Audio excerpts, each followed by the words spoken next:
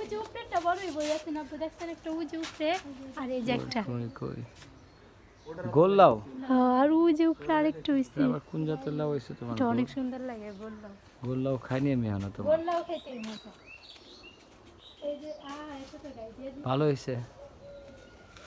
উপরে আরেকটা বড় হইছে দেখছেন? আরে বড় আছে ভাতে যে সবটা দেখছেন। এদিকে নাই দেখছিলাম আমরা ওই যে রক্ত না কিনে। কত ওটা নানা রয়েছে। হ্যাঁ আছে এই যে রক্ত আনারস অনেক সুন্দর। আপনি মানে এইবারই প্রথম দেখি। কে মইন ভাই এই জাঙ্গা মটকা ভিতরে ফালা রাখছি কে এত বড়?